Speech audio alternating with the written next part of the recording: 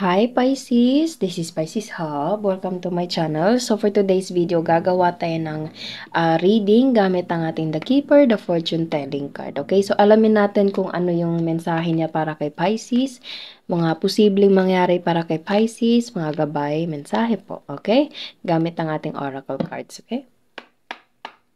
Reminder lang po na ito ay general reading Pisces, so pwede pong mag-resonate sa'yo, pwede pong hindi, okay? And this is a timeless reading, so kahit anong araw, buwan, taon mo ito napanood, basta tumapo sa'yo, take lang, okay?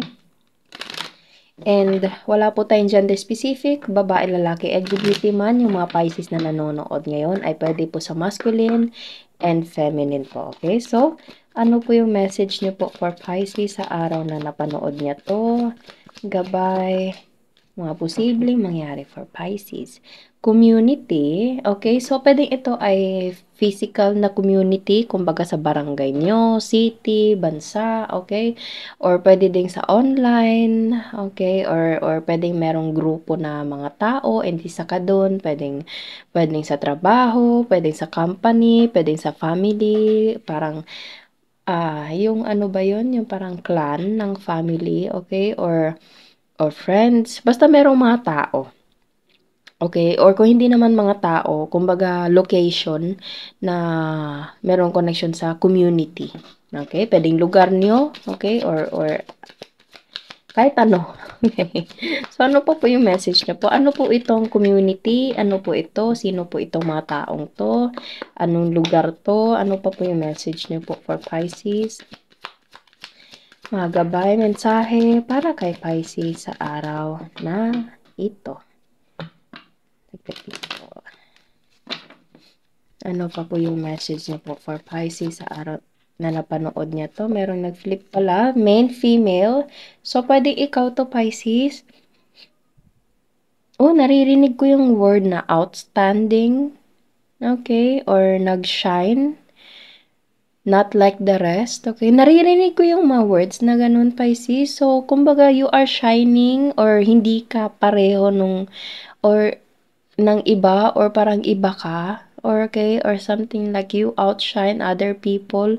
Kumbaga sa dinami-dami ng tao, ikaw yung parang nag-outstand. Parang ganun po, okay? So, iano nyo na lang po kung saan po siya na posibleng mag-resonate sa sitwasyon nyo po, okay?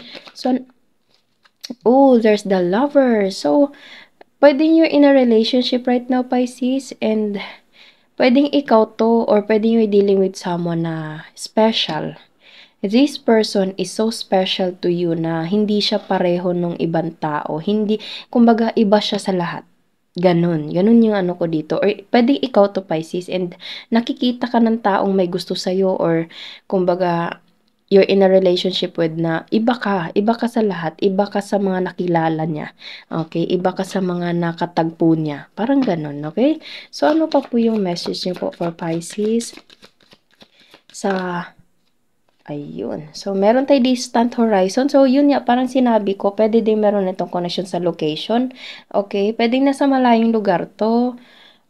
Pwede ikaw yung nasa malayong lugar or pwedeng you're dealing with someone na nasa malayong lugar and iba ka sa lahat ng taong nakilala niya or iba to sa taong iba to siya sa mga taong nakilala mo, sa mga taong nakausap mo, nakahalubilo mo.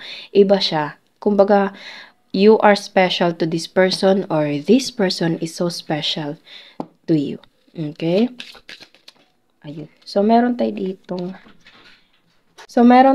the wealthy man and judication. So, pwedeng itong taong to is merong kinakausap, okay, or yun nga, maraming tao. Pwedeng itong taong to, meron tayo ditong wealthy man and main female. So, feeling ko, this person, pwede din siya parang company, parang trabaho, boss mo, tapos parang nagustuhan ka niya, okay? Kasi meron tayo ditong the lovers and also marami ding taong involved, okay? So, pwede maraming taong nakakaalam sa inyong dalawa, okay? Or pwedeng,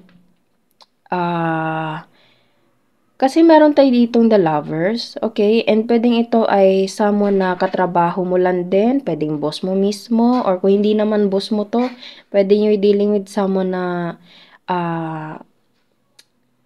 maayos yung pinansyal, okay, maganda yung trabaho, maganda yung financial status, mayaman, okay, and yun nga, parang madalas siyang merong kinakausap na mga tao and y iba ka sa mga nakakausap niya or iba ka sa mga nakilala niya. Puwedeng gano'n or itong taong 'to is iba siya sa mga nakilala mo. Okay, so ano pa po yung message niyo po for Pisces sa araw na ito? So merong family room, merong puwedeng feeling ko meron siyang kinakausap sa pamilya niya, Pisces, okay. And sige pa nga, ano pa po yung message niyo po for Pisces sa araw? Meron tayo ditong privileged lady and thief. Okay.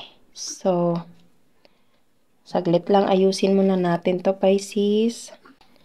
Bottom of the deck is bad health. Okay, so, pwedeng itong taong to or ikaw is madalas ka merong feeling ko merong third party.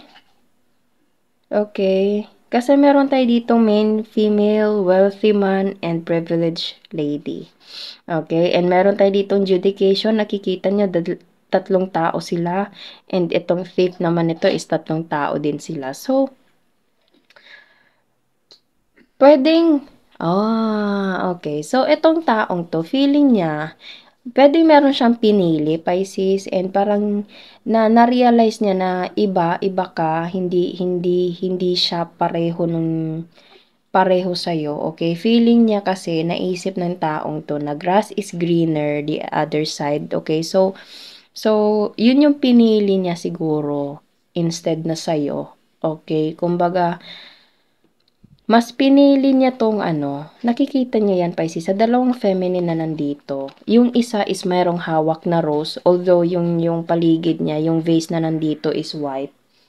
And yung isa naman dito is yung white rose, okay? So meron tayo ditong magkaibang feminine energy, okay? So you're dealing with someone na merong pagka-player din 'to kasi meron tayo ditong thief. Okay, so puwedeng itong taong 'to is namimili, okay, and puwedeng hindi ikaw yung napili, Pisces, kasi meron tayo ditong bad health. So, ang naano niya kasi is mas maayos yung napili niya, yun yung gusto niya, pero na-realize niya na hindi pala. Okay, so medyo iba yung twist ng reading natin ngayon, Pisces, pero kailangan ko siyang sabihin kasi ganito po yung lumalabas po, okay? So, or pwede bong baliktad, ikaw yung merong dalawang dinidil, okay? And napili mo yung isa, pero na-realize mo na iba pala to, dapat siya pala. Okay, so, medyo nalungkot naman ako doon. Medyo na iba yung twist nung reading natin ngayon. Parang, una, parang iba ka, okay? Pero meron palang, kumbaga realization dito sa may bandang baba na, okay? So, ganun talaga. Pag namamang ka sa dalawang, ano ba yon, ilog, tapos pinili mo yung isa, mare-realize mo na mas better pala yung isa din, okay? So, yun lang. So, it's either you are dealing with these two people right here, Pisces, or ikaw, kung saan ka man dyan, okay? So, I hope you're okay. I hope na everything will work out for you, Pisces, okay? Maging masaya. At the end of the day, maging masaya ka. Yun lang yung gusto kong sabihin, okay? So, medyo na ano ako sa twist ng reading natin ngayon, okay? So, yun po ang ating reading for Pisces sa araw na ito. Naway nag-resonate po. Huwag niyo po sana kalimutan na mag-like at mag-subscribe po sa ating channel and click the bell button, Pisces, para ma-notify po kayo sa next videos na i-upload natin, okay? So, thank you, Pisces, and God bless!